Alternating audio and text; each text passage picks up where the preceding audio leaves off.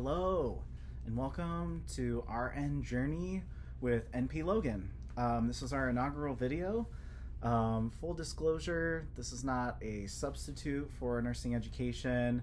I do my best to stay current, but this is not considered any medical or nursing advice. Please check with your own practitioner or primary care provider before implementing or changing any of your lifestyle based on this. So now that we've got the legal out of the way, so this is going to be RN Journey with NP Logan. My name is Logan. I'm a family nurse practitioner, and I've experience in ICU, ER, hospice, a little bit of med surg, and some long-term acute care, and then primary care as an FNP, and addiction medicine as an FNP. And I now currently work as an educator in a major state university. And I noticed that my students really wanted some audio or video lectures, so I decided to make it open and accessible to all, because I have a very big passion that nursing education should be accessible to everyone. So welcome to my videos.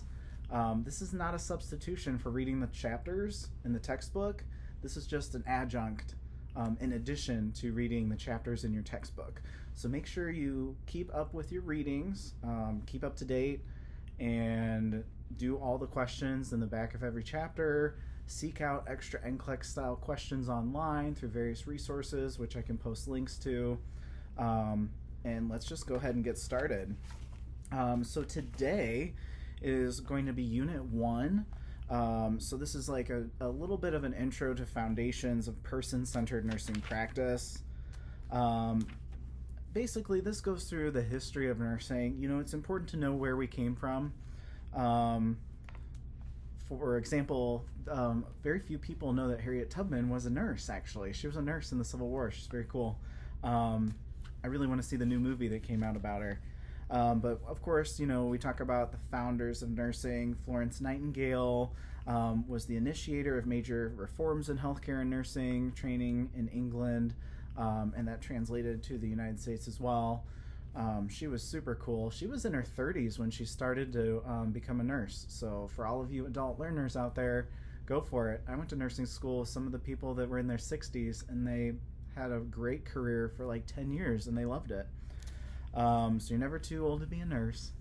But basically, do review the timelines of nursing, but don't commit them to memory necessarily. I'm not going to test on exact dates or anything to that nature.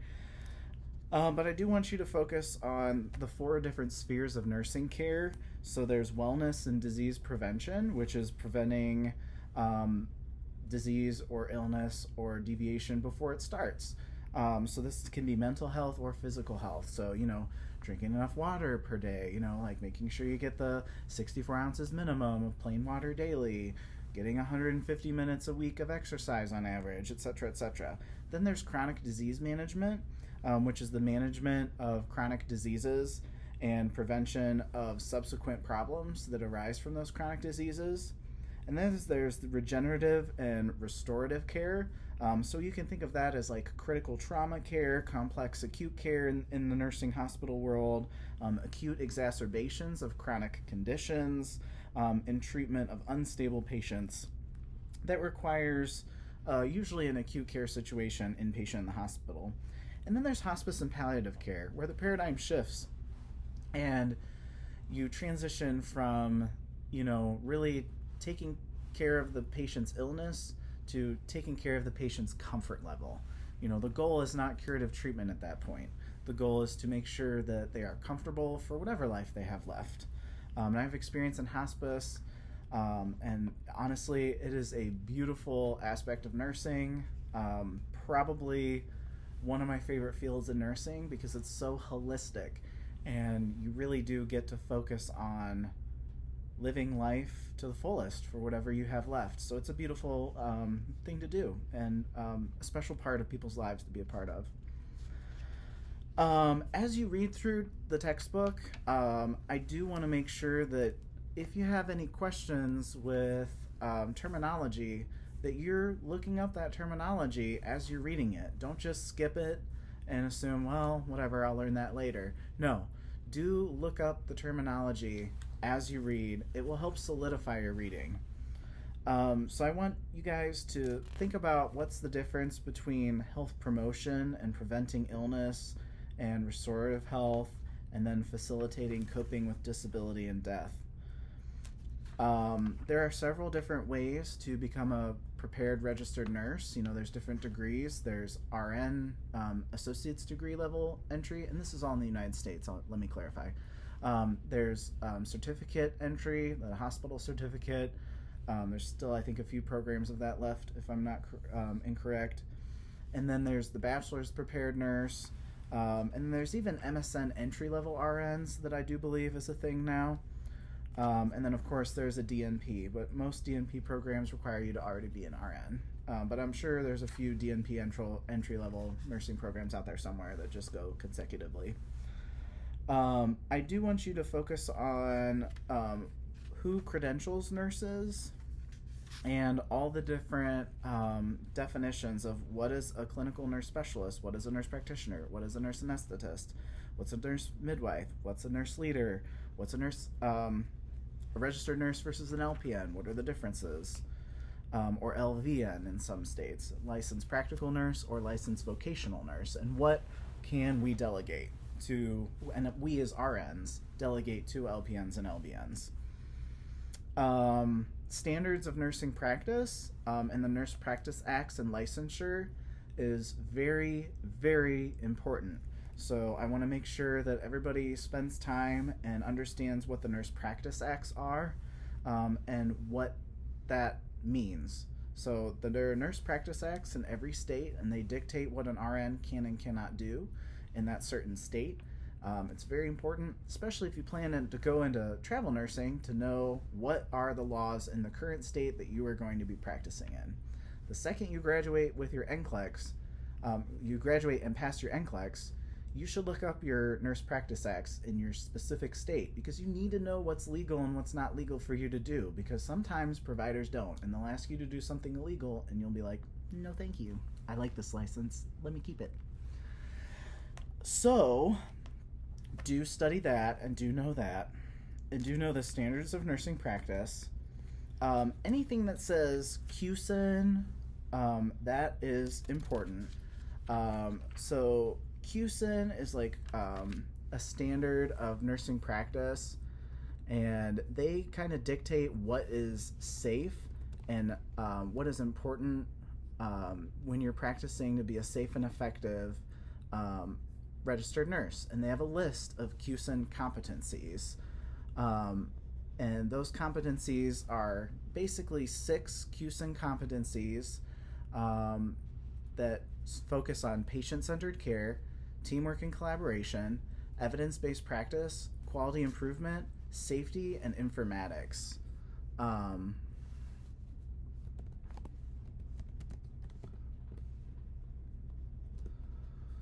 And QSIN stands for Quality and Safety Education in Nursing. So make sure that anything in any nursing textbook, any fundamentals textbook, because this is like a fundamentals of nursing course that I teach, so it's like basically your first one. Make sure that you really pay attention to the textbook, anything that says QSIN competency or QSIN or safety, because a lot of nursing will come back to the basics, and when you have an NCLEX style question, there might be a couple different right answers, but you're going to have to pick the most correct, which is often the most safe and most in line with the QSIN competencies. So make sure you know how to get licensure as a nurse. And then the rest of this chapter goes over some self-care. We have a high burnout rate, so it's really important for all nurses and nursing students to make sure that you promote self-care. Make sure that when you're studying in blocks of depends on you, but around 45 minutes to an hour and a half to 2 hours, maybe tops. You really shouldn't sit down for an 8-hour study session. The only caveat is if that's all you have and you're a single mom, you have kids, you have these 8 hours where grandma and grandpa are going to watch the kiddos, make sure that you break it up into chunks of about 45 minutes to an hour and a half, and then get up and walk around or do something for 5 minutes, then come back and reset. Because your attention span is only about 45 minutes long. After that, your attention goes down unless you stand up, do a little exercise, or stand up, go eat a snack, do something like maybe put a little laundry in, then come back to your book and then start to study again. So again, parts of, studying is making sure that you're organized. Make sure you take your course syllabus and you put it in your planner the first day or even before the first day. That way you know exactly when things are due, because nursing students have a lot of different classes. That's a lot of juggling to do. There's often, they did the study one time somewhere, and I forget the reference, but there's approximately 10,000 tests in nursing school, the bachelor's level educated nurse, from the beginning of freshman year to graduation. You're going to test off on taking a blood pressure. You're going to test off on math exams for medication math. You're going to test off on the knowledge-based courses where you do NCLEX-style questions for like your exams. So make sure you're getting as much practice with those test questions too. And if your textbook has text questions in the back of the books or the chapter, or they have a digital textbook where you can log on and do even more questions, make sure you're utilizing those materials and you're planning for that. I tell my students that in fundamentals of nursing, you know how like in college classes they typically say like 3 credit hours, every 1 credit hour is like 2 or 3 hours of studying outside of class. For nursing school, it's like every credit hour is like 10 hours of studying outside of class. So I teach a 3 credit hour class for nursing fundamentals, but you're going to be studying about 30 hours a week. And that seems excessive, but it's really true, because you're studying to save people's lives. You're not studying for your GPA anymore. You guys got the GPA done, like you're done. You got high enough to get into this program, which is a prestigious program. Whatever nursing program you're in, it's prestigious because it's nursing and we're awesome. So now the goal is to really master the content.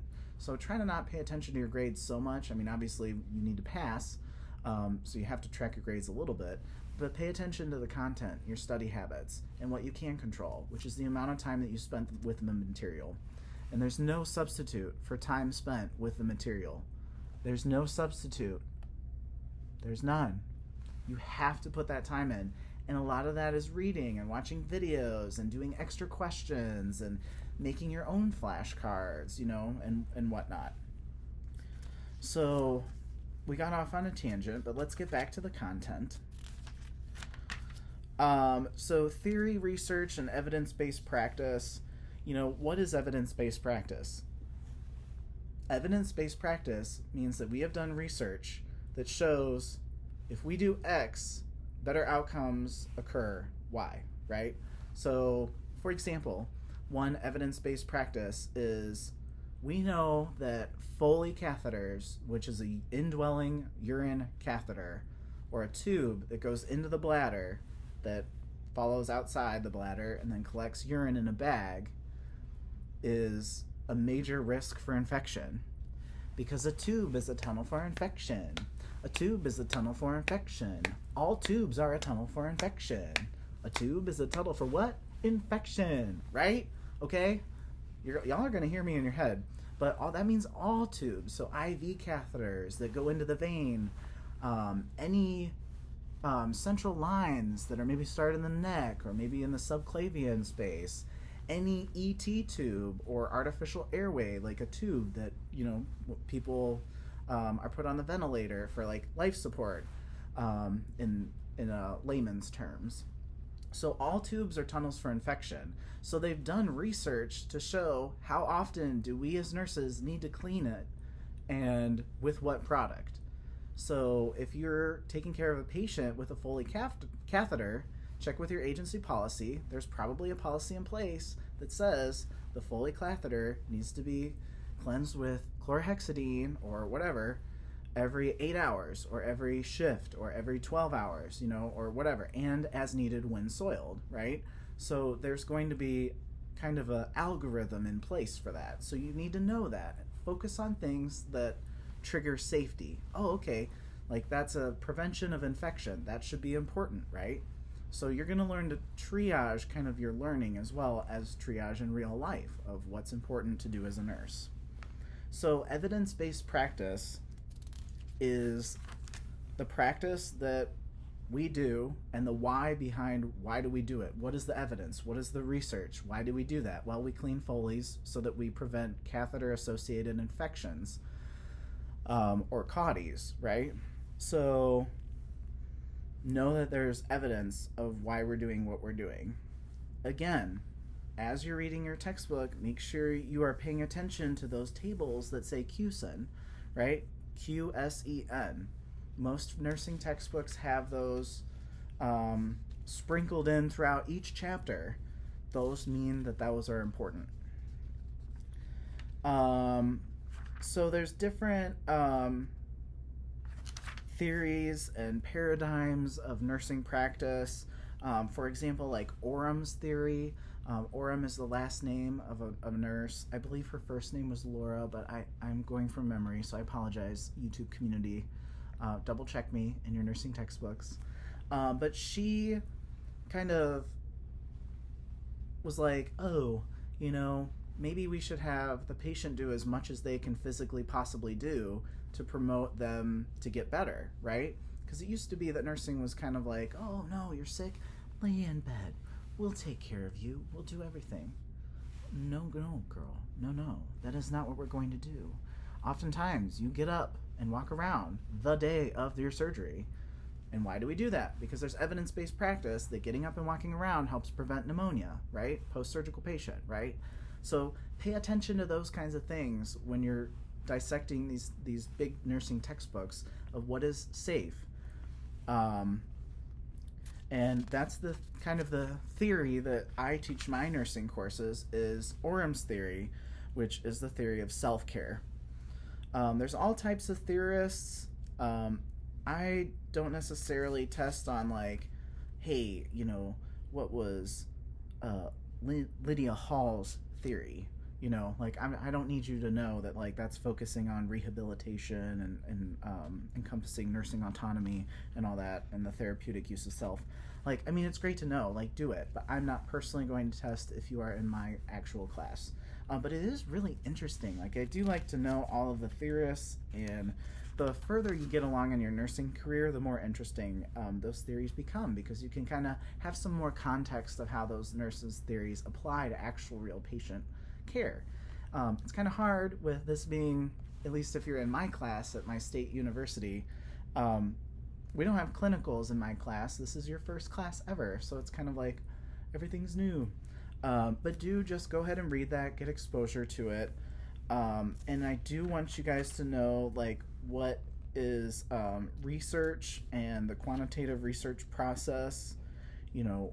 What makes research, what is a PCOT question, what is evidence-based care, and PCOT questions, that is the problem, the intervention, the comparison, the outcome, and then over what time frame. So basically, like, the patient or population is the description of the problem is the description of the patient, population, and the problem.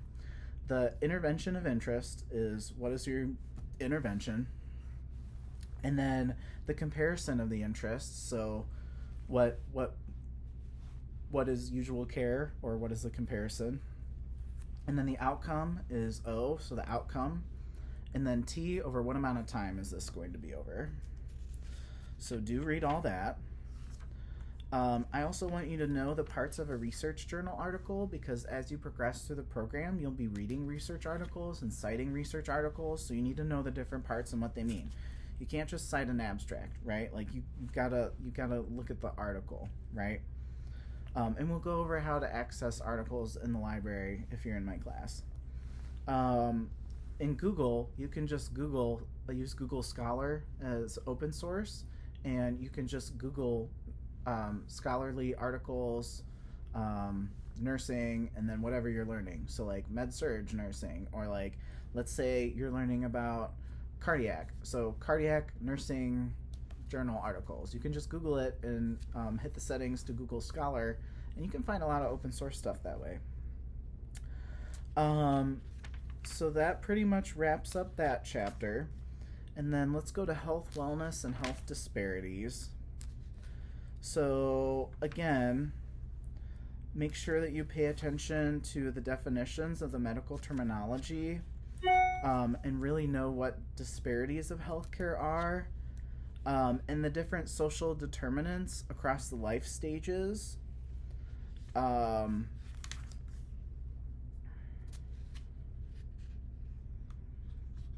and then I want to focus on person-centered practice as well. So person-centered practice basically means that you're caring for a person, right? So they have different levels of health literacy, educational literacy, different life experiences, different races, different creeds, different religions, all different types of gender identities, family lifestyle choices, all of that, right? And you must take care of everyone the same, right? Because we're entering nursing. So we take care of everybody with the same respect. So do know your own personal biases and know to check them at the door when you put on the nurse's uniform. So do read about that and how to kind of go from a fear zone to a growth zone as your own personal growth continues throughout your nursing practice, as you learn to take care of all types of people. So there's a little bit of information in here about the health disparities of COVID-19. So do read that. I want you to know the definition of health promotion.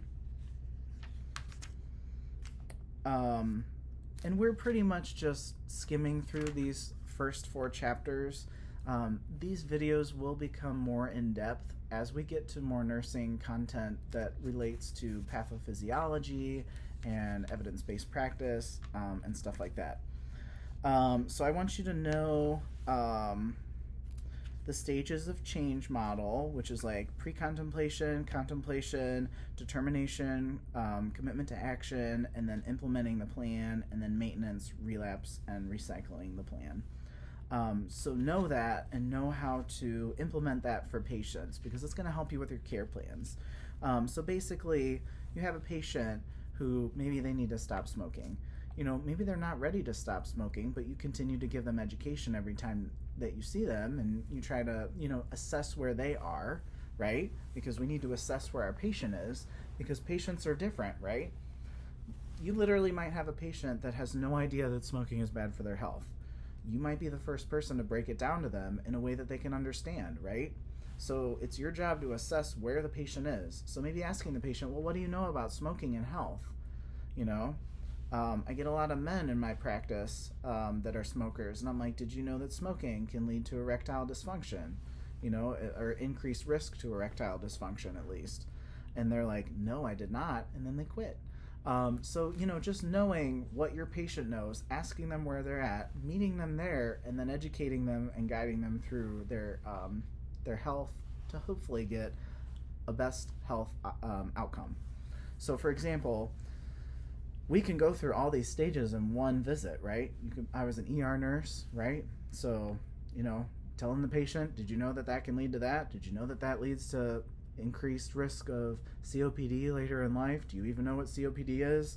And then they start to maybe contemplate treatment, and then maybe they agreed to leave the ER with a nicotine patch, or they're going to call 1-800-QUIT-NOW in the state of Ohio, which is a free service to quit smoking, right?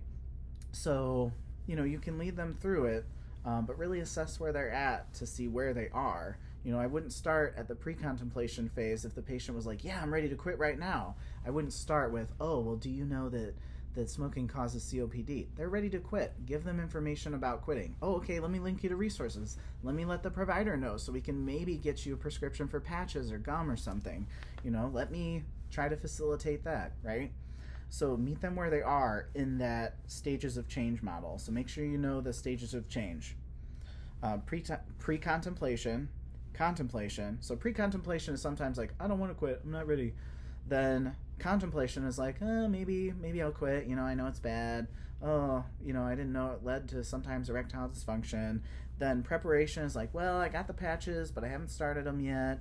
And then action is like, yes, I am ready. I started taking the patches. I started chewing the gum. I called the 1-800-QUIT-NOW, and I have a weekly chat with a therapist about it. Maintenance is, what do you need to do to continue to be a non-smoker? So, if you need patches for a while, great, whatever.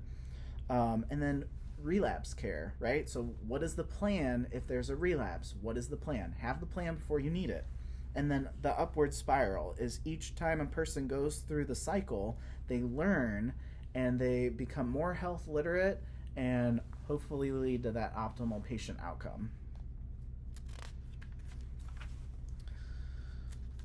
So let's go ahead and go to health of the individual, family, community, and environment. So you need to know the different levels of needs. There's Maslow's hierarchy of needs. That's a very important structure to know because oftentimes if people aren't meeting their physiologic needs, like if they're homeless and they don't have food and water, they're not going to work on the higher level needs or your higher, making sure they get to all their primary care follow-up appointment, right? Well, if they're homeless and they're trying to get food, that's kind of low on their concern because they haven't covered their basic needs, right? Think of it as a pyramid. So the bottom is like physiological needs, then safety and security, loving and belonging, self-esteem, and self-actualization is at the top. So know what all those definitions are and really spend some time with Maslow's hierarchy of needs. And that's MASLOW. He created that pyramid hierarchy of needs. And that's another patient-centered nursing intervention is you need to meet them where they're at. If you have a patient who's homeless, and let's just go off of the cigarette smoking example, right? You're going to educate them on quitting and all this stuff. You need to maybe step back and help them with their physiological needs. Maybe a better, more effective nursing care plan would be to have them, get resources and access to local homeless shelters, right? Getting housing, getting food, getting connected to the food banks, getting connected with, maybe there's churches in the area that give free meals every day and you could give them a map of where they are, right? Maybe getting them some financial assistance from a local government program or whatever. Maybe that would be better than helping them quit smoking, right? Or at least more effective because of where they're at on Maslow's hierarchy of needs. They need food, they need shelter, they need their physiological needs met, they need their safety needs met. Then you can work on the higher levels of their nursing care. So go ahead and read about family structures, different stage-specific risk factors and nursing interventions, because we are studying to be a registered nurse at a bachelor's level, at least if you're in my class. And I graduated with an associate's degree, so all my love to you in the associate's programs and the diploma programs out there too. We're all nurses together. It doesn't matter how we get there. What matters is the self-education that you do after you graduate. That'll make the good nurse. But if you're in my class, make sure that we look at the different risk factors for altered family health, examples of community factors affecting health, because you're going to think about that and you're going to need to know that when you're handling these NCLEX style questions. So a lot of students are like, oh, chapters 1 through 4, they're not important. No, they're very important. You will be tested on them. Look at the cues and competencies, look at the structure of nursing, make sure you have a good understanding of the healthcare delivery system, and read all these chapters. There's some really good case studies in here too. Some examples of how environmental health affects nursing, how culture affects nursing, and a little bit of cultural competency. I'll give you one of the mainstays of cultural competency. Ask your patient, right? In a respectful way, right? I'm trying to take the best care that I can for you. Do you have any cultural issues that I can help you address while you're in the hospital? They'll tell you.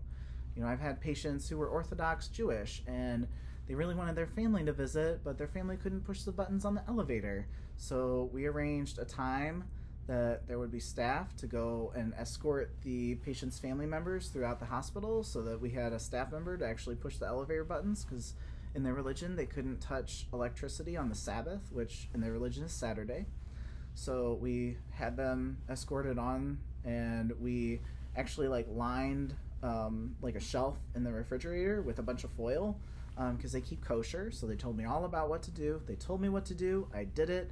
Their family had food while they were in the hospital visiting all day.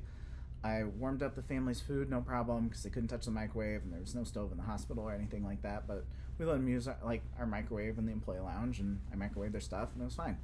You know, but like cultural competency, one of the keys is to ask your patient and ask how you can help them. And do try to be aware of some cultures, right? So I know like in where I practice, there's some Amish folk. So research a little bit about it, right? Learn about it. You know, the key to good nursing care is quality education. And sometimes that's self-education. You know, we have a huge Nepali population. Do some research about Nepali, right?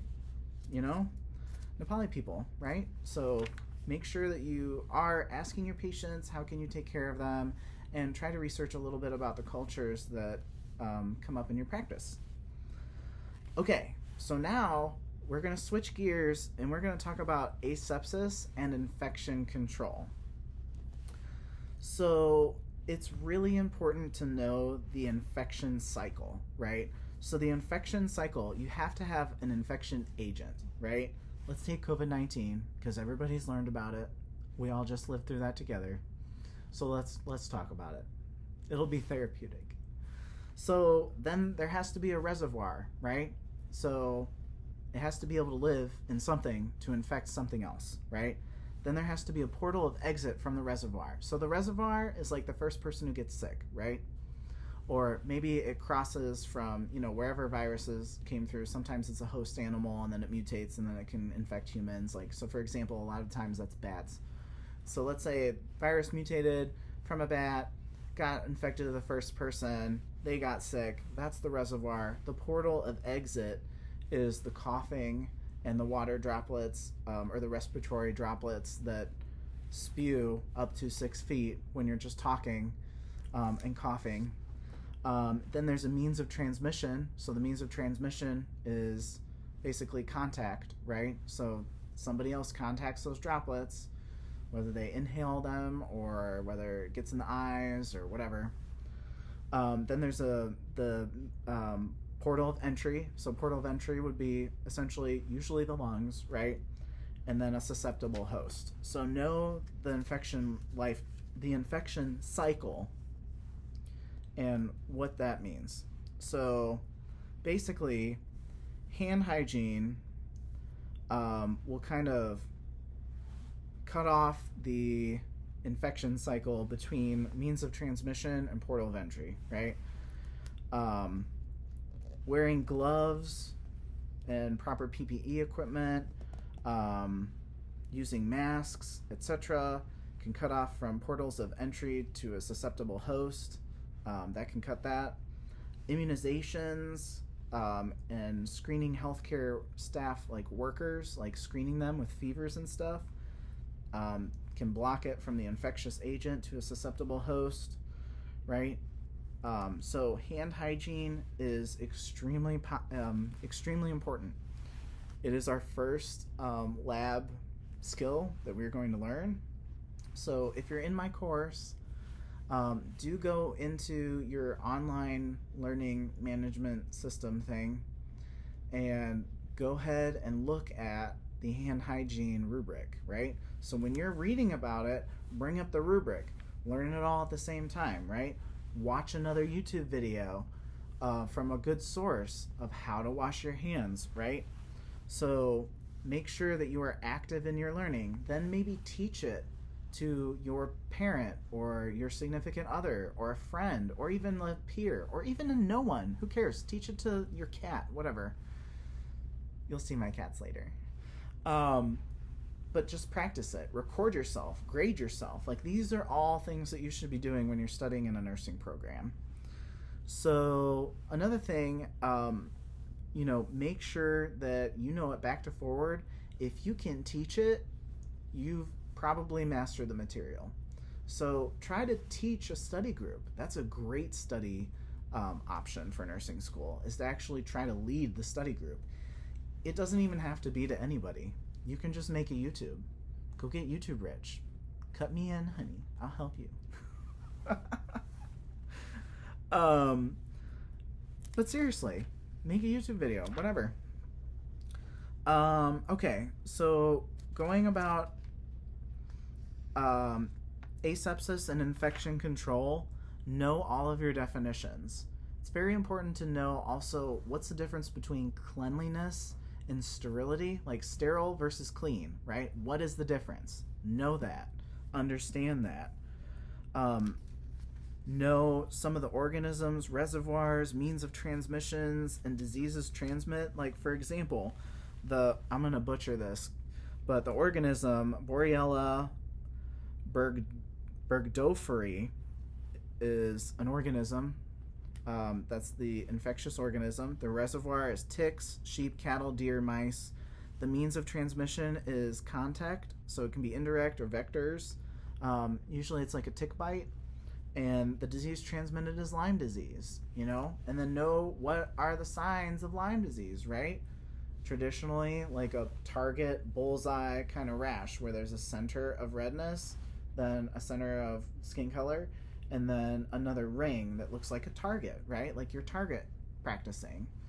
And how do we assess melanized skin, right? So how do we assess darker skin complexions? You guys need to know this because you're taking an oath to take care of everybody. And I will test on this. You need an LED alternate light source. So an LED alternate light source. So you need to click your LED pen light and look at the skin, right? And you'll see the areas of redness. So make sure that you know how to assess all patients, okay? Not just fair complected ones. So then you would know, oh, I have a patient with a target rash. They're ill. I'm going to let the provider know, hey, would you consider Lyme disease? Do you want a Lyme disease test because of XYZ? They have the target rash.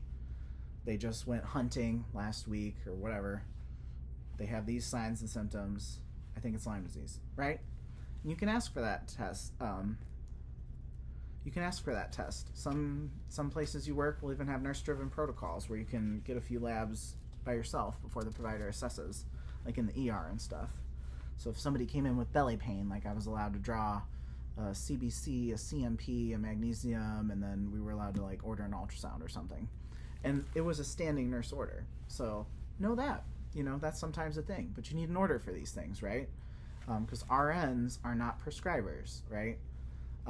We're scientists, but not prescribers. Nurse practitioners, though, in the U.S. are prescribers.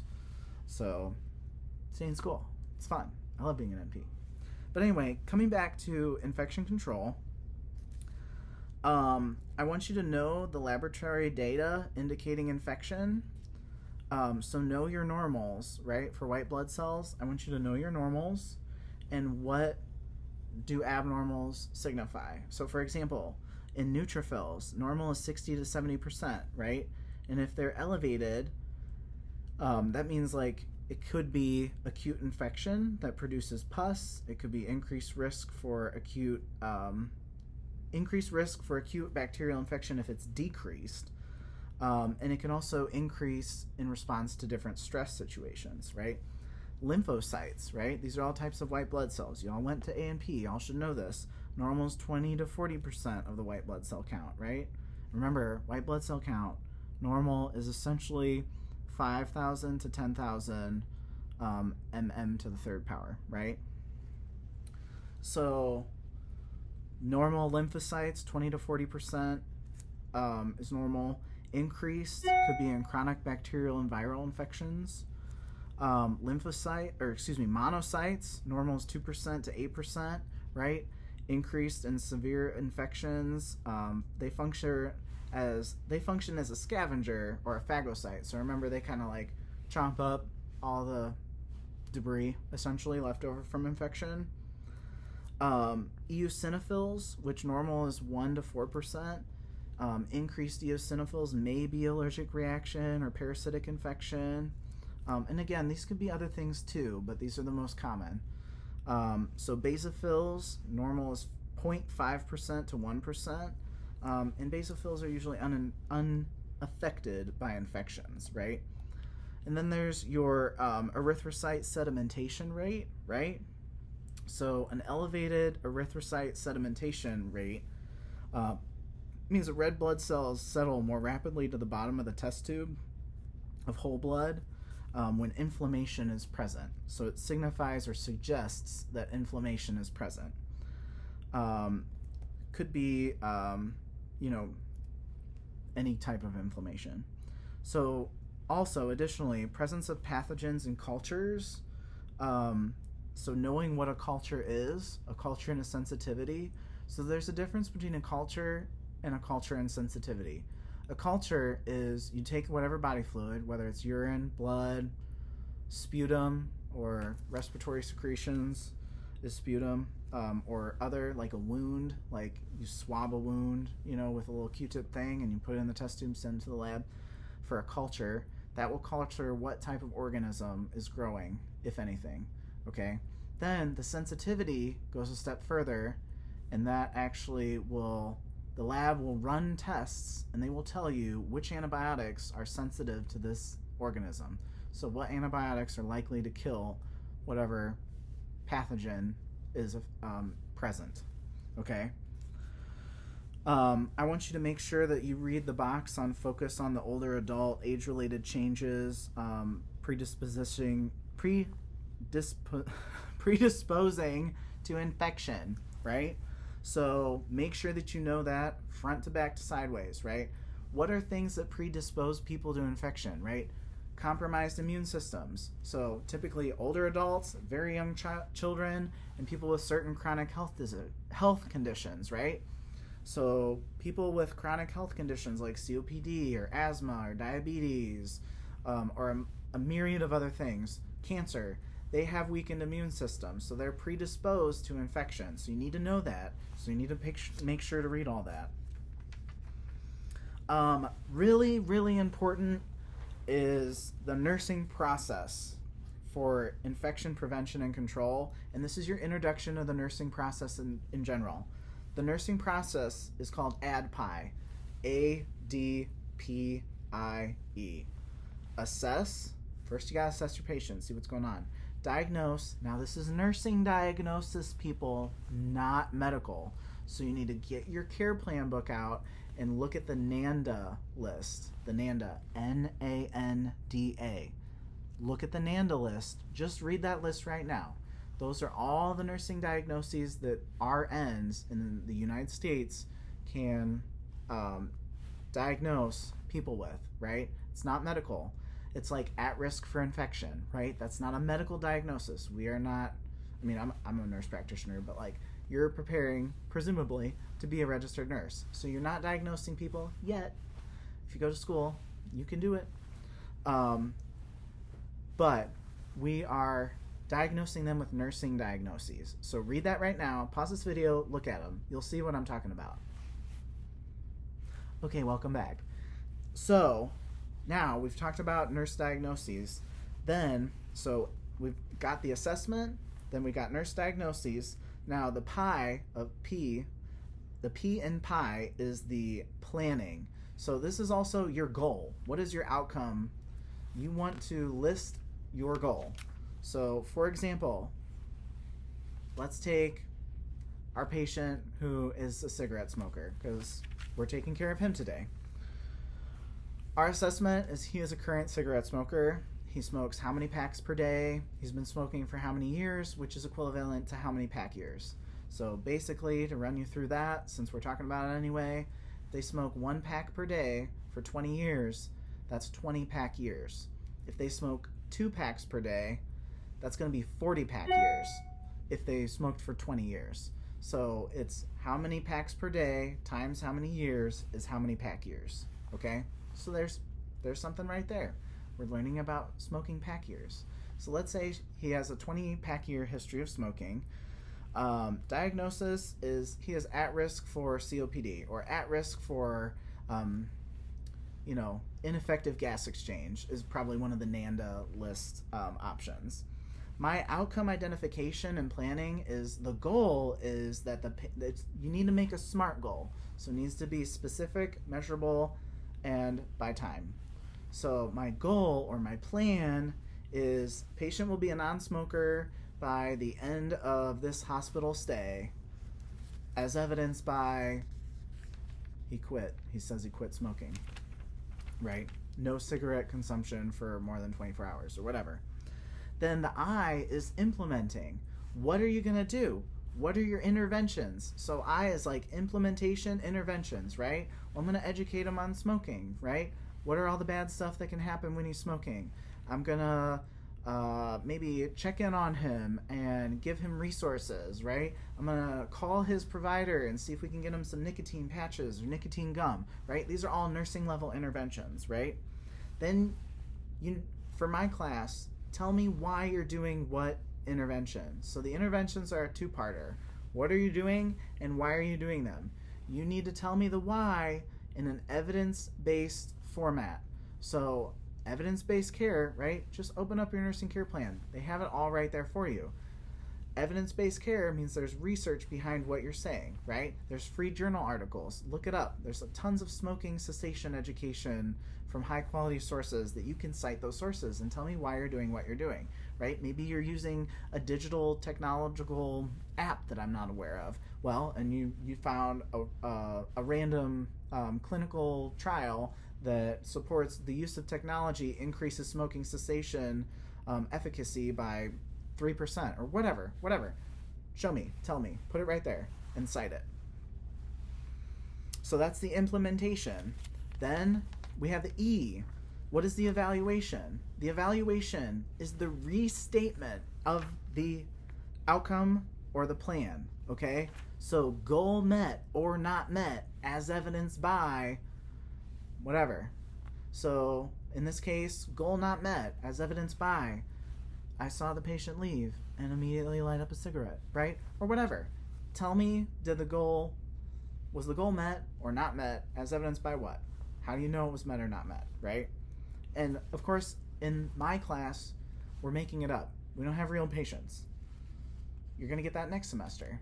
But right now, we're just making it up. So tell me, was the goal met or not met? So know that.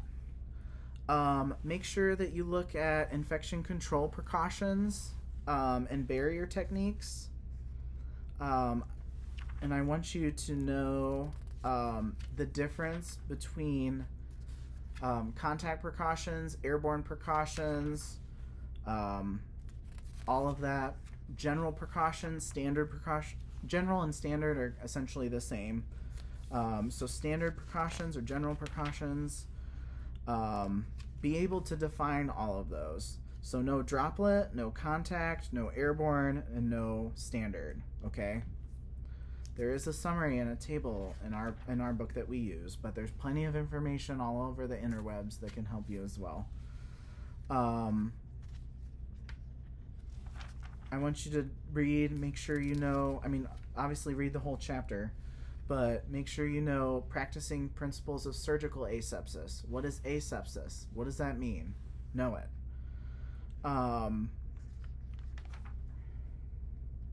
Know how to teach a patient about infection control. So this, you can practice, right?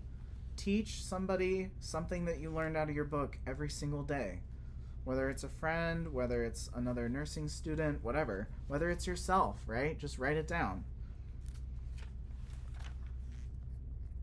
So again, there's some pictures about proper PPE donning and doffing. I want you to know that. How to do goggles, gloves, a gown, a mask, and what order to put on and take off. So make sure you know that. How to prep a sterile field and how to put on sterile gloves. Review that. And then that takes us through our course content for this module, for this week. So again, study effectively. Try to do it in 20 to 90 minutes at a session. Take breaks. Make sure you're exercising 150 minutes a week on average. Make sure you're drinking water, at least 64 ounces per day. Again, check with your healthcare provider about all this. This is not a substitute for, medical advice.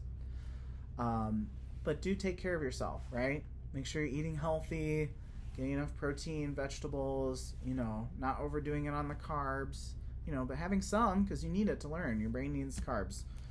But take care of yourself, right? Study hard, seek out at least 10 NCLEX style questions per day. There are a lot of products out there. Particularly, I like all my students to get Saunders.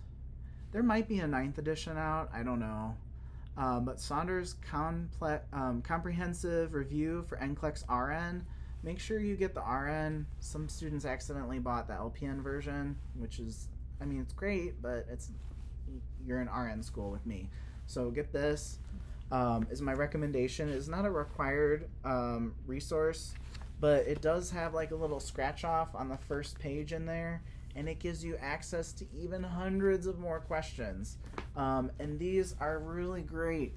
They have a review of the content, which is a nuts and bolts, important stuff. So I would advise you to read the textbook first, the assigned textbook, then read the Saunders review of the same material, and then do a bunch of questions. Do about 10 questions per day. Don't skip a day. Do 10 questions a day. That'll get you used to these NCLEX style questions. And quite frankly, it doesn't even matter if you've learned the material or not. If you have the rationale, you'll be learning that material and you'll be absorbing it through doing questions. So make sure to do the questions, but read the rationale. Read the rationale why the right answer is right, and read the rationales of why the wrong answers are incorrect, because that will help you realize, oh, okay, well, this is what I did, and I didn't even read all the answers. This is why I picked it, because it was the first right answer, and I thought it was right. Oh, no, sweet pea. There might be more than one right answer, so make sure you read all of the answers when you're answering these NCLEX style questions, right? Then read the stem of the question again, or what the question's actually asking you, because some people get tripped up on that. We'll go over more about NCLEX style questioning later, but I wanted to include a little bit of that in our first lecture. So, I am excited to be on YouTube. Thanks for having me, and good luck on your RN journey. This is Prof. E, or Logan, NP Logan, and good luck. There's no substitute for time spent with the material. You cannot YouTube video your way to the RN, okay? You still gotta read, at least a little bit. You'll be all right. We'll do it together. All right, take care.